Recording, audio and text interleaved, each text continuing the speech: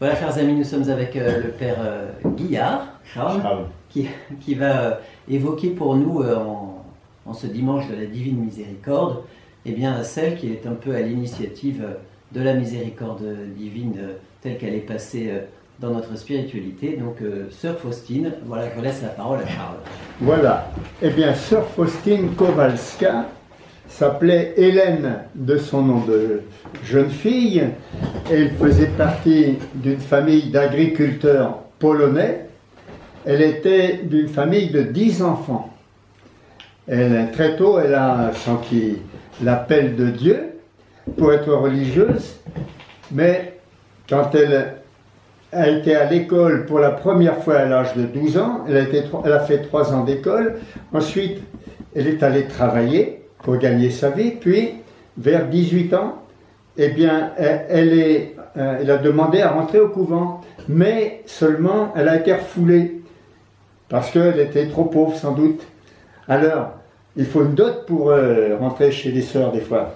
Hein. Alors, si bien qu'il y a une congrégation qui l'a acceptée, c'est une congrégation de sœurs de la miséricorde justement. Et alors, elle a été nommée à Vilnius, envoyée à Vilnius, mais elle a pris le nom de sœur Faustine, de Marie-Faustine du Saint-Sacrement. Hein. Et ils changent les noms comme ça dans le temps.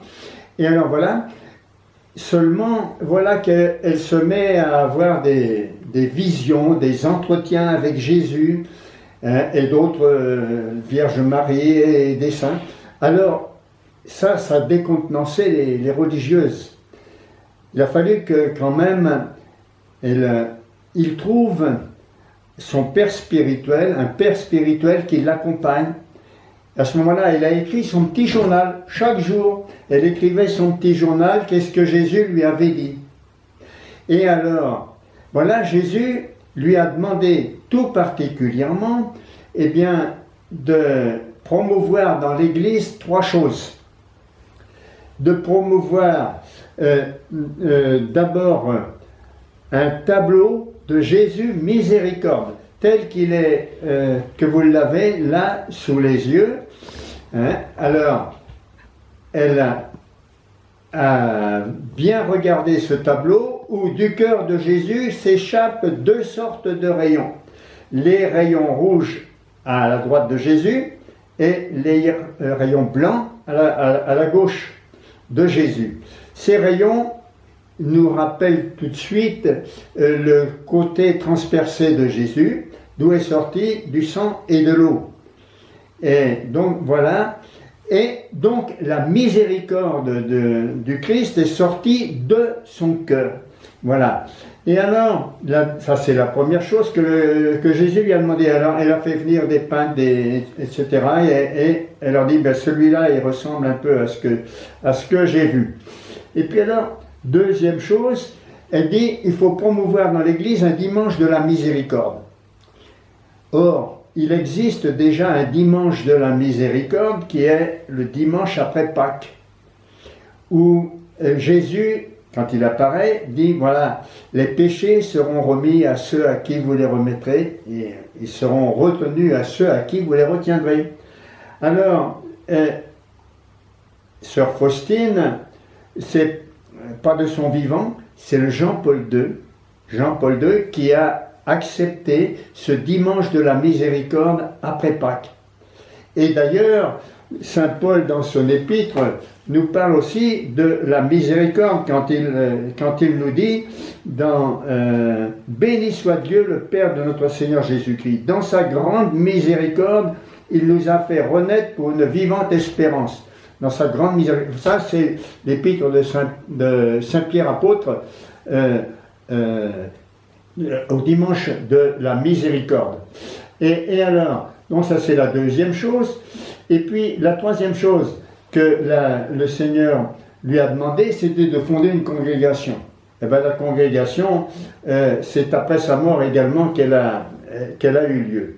Donc Sœur Faustine, je voudrais vous parler un petit peu de son petit journal et un petit peu du chapelet de la miséricorde. Son petit journal, c'est ce que ses supérieurs lui ont intimé de faire. d'écrire tous les jours ses visions ou bien ses locutions intérieures qu'elle avait sur un petit journal. Et alors, je vais en lire 2 ou 3 phrases pour qu'on comprenne bien qu'est-ce que le Seigneur lui a demandé. Voilà. Alors, le Seigneur a dit, mais voilà, celui qui priera ma miséricorde, eh bien, après à sa mort, moi je serai présent. Et ce qui me fait le plus de peine, dit Jésus, c'est de voir qu'on ne croit pas à ma miséricorde.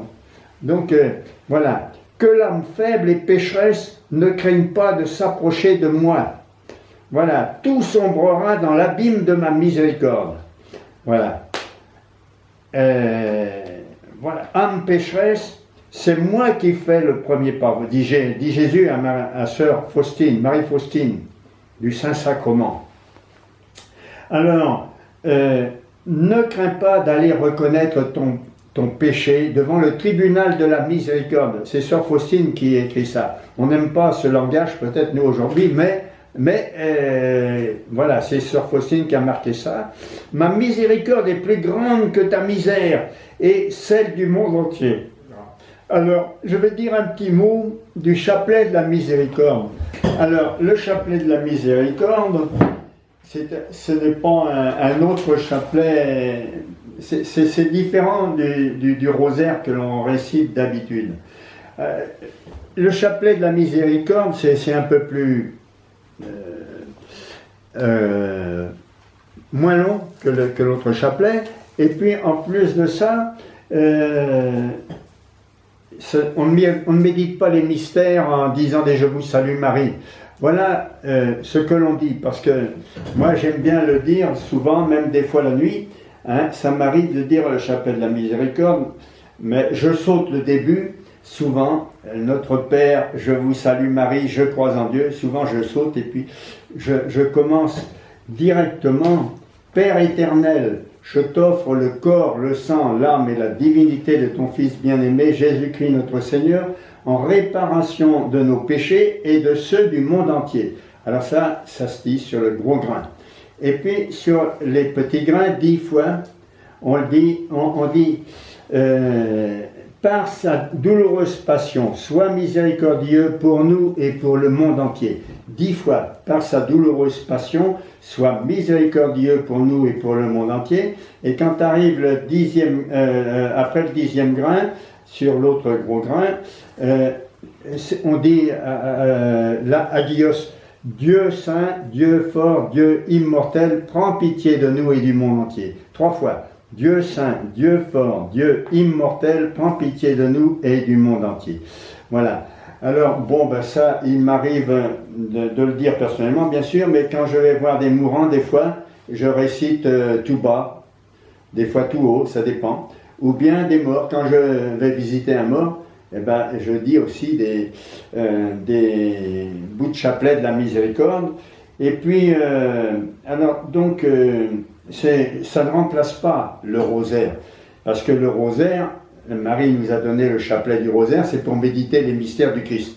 Hein, ça ne remplace pas. Mais c'est un cri d'appel à la miséricorde du Seigneur.